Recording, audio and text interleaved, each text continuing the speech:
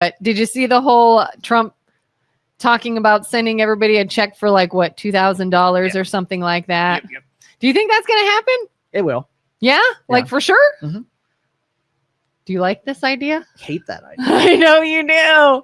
I know you hate this idea. My thing is, everybody that bitched, are you accepting that money?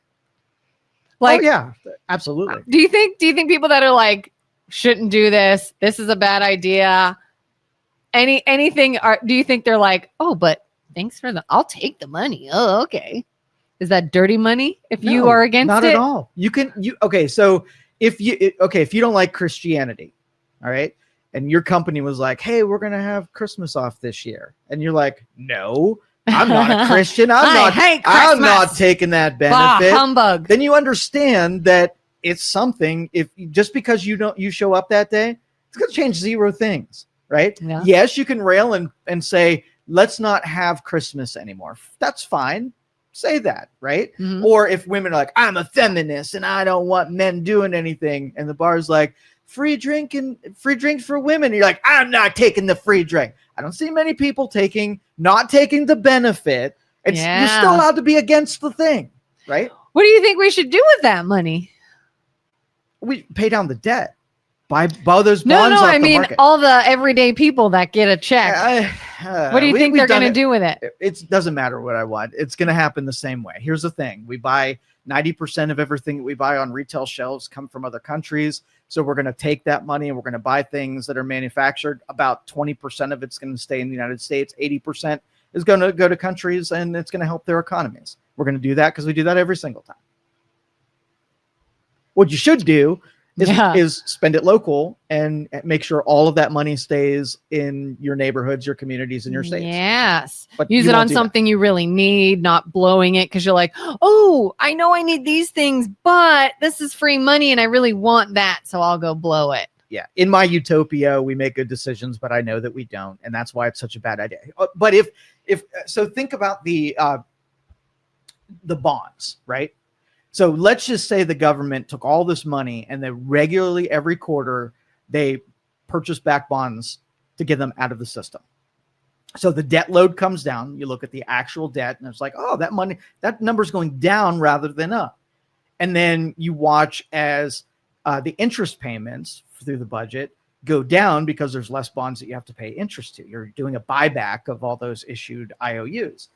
And so then you have inflation that theoretically, so let's just say the government saw the reduction in the spending, the budget spending.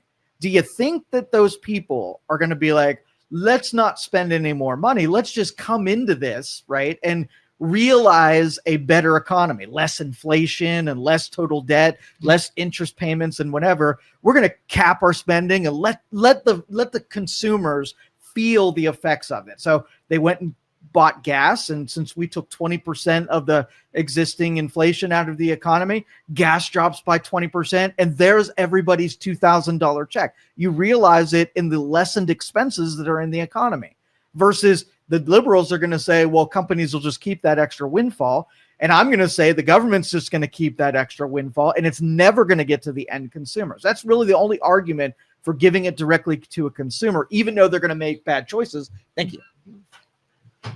So you have a bad choice and another bad choice. Pick your favorite bad choice. And that's really what it comes down to.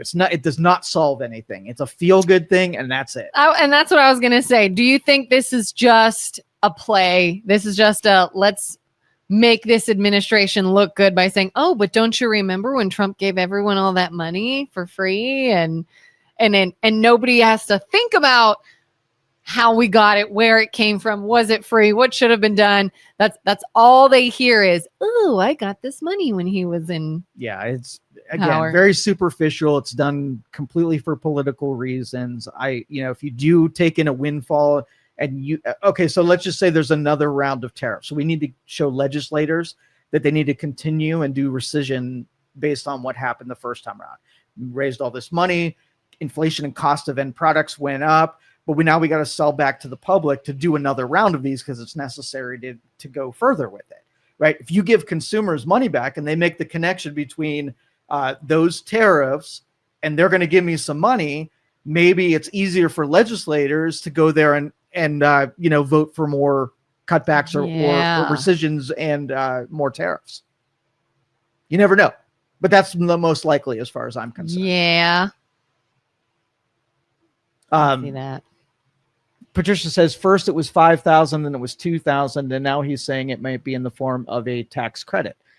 So 5,000 would have been the number of total tariff collections, giving it all away, and then everybody was like, "Pay down some of this deficit." Yeah. So then the $2,000 number occurred to me that it's probably like use 3,000 and pay down the deficit, and 2,000 to give back to consumers. And that's actually what I called for when they said, "Hey, we're going to take all the tariffs money and just blast it back into the economy and let consumers spend it." I thought that was a little much when that debt number just keeps going up and up and up. You got to get that under control. And if it means, spending $2 trillion and making that $38 trillion debt go down to $36 trillion, that would be helpful. Even if it continues to go up, that would be a psychological victory to watching the debt drop for the first time in my lifetime.